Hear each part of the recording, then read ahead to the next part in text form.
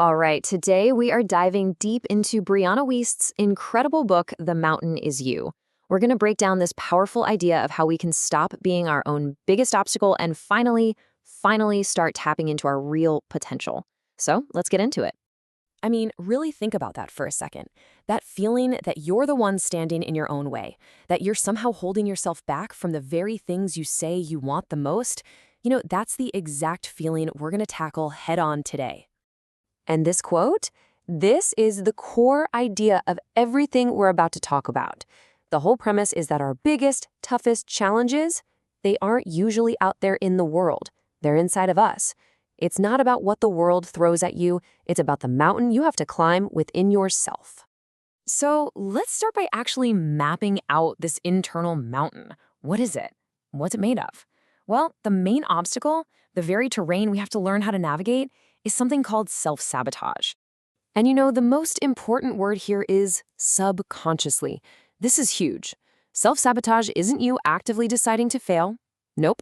It's more like a hidden program running on autopilot in the back of your mind, an old habit that keeps steering you away from your goals, often without you even realizing you're not the one at the wheel.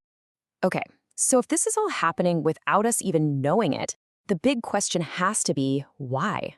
I mean, where do these destructive patterns even come from? If we're ever going to change these behaviors, we first have to get our hands dirty and dig down to find their roots.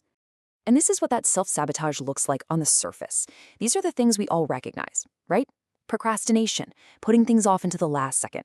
Perfectionism, that feeling that if it's not perfect, it's not worth doing it all. That negative voice in your head.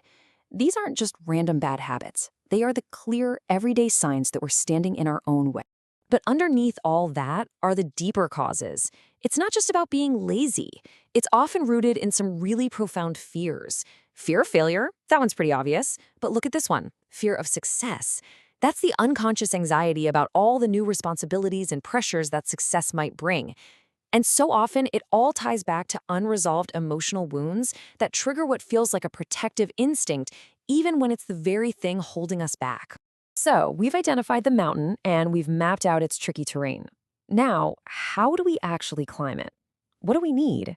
Well, this next part is all about packing your bag with the essential tools you're going to need for the ascent to self-mastery. And here's our essential gear. Just like a real climber wouldn't start without ropes and a harness, we need specific tools for this inner climb. We're going to focus on the three most important ones: personal responsibility, which gives you your foothold; emotional intelligence, which acts as your compass; and resilience, which is like your safety rope for the times you inevitably slip. The first tool, personal responsibility, starts with this absolutely critical mindset shift. It's about moving from a victim mindset, where life just kind of happens to you, to a responsibility mindset, where you realize you're the one in the driver's seat. Here's the bottom line. You cannot change what you do not own. Next up in the toolkit, emotional intelligence, or EQ.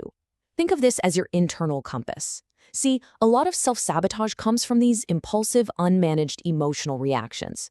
But when you develop your EQ, you learn to pause, to actually understand what you're feeling and why, and then choose to respond in a way that lines up with your goals instead of just reacting out of fear or anxiety. And finally, resilience. And let's be clear, this isn't about being invincible or never getting knocked down. It's all about how quickly you get back up. The climb is guaranteed to have slips and falls.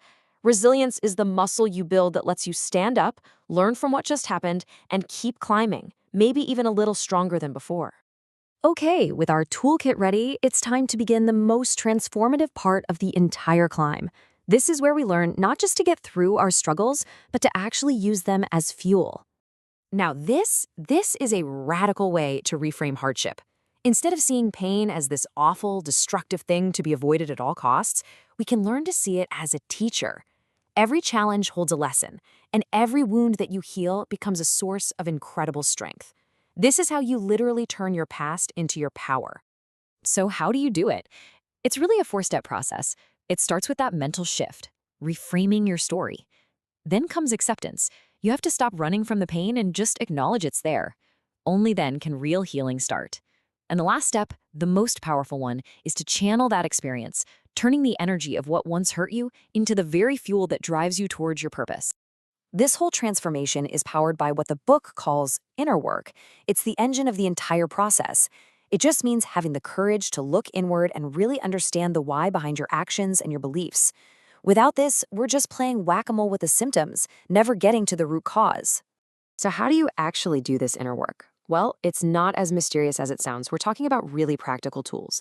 Things like journaling to get your thoughts out and see the patterns, mindfulness so you can watch your thoughts without getting swept away by them, simple self-reflection, and of course, therapy for getting expert guidance on those really deep-seated issues.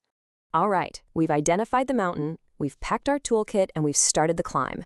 So, what's at the top? What does it look like when you actually reach the summit? This is the path to self-mastery. Now, self-mastery isn't about being perfect, not at all.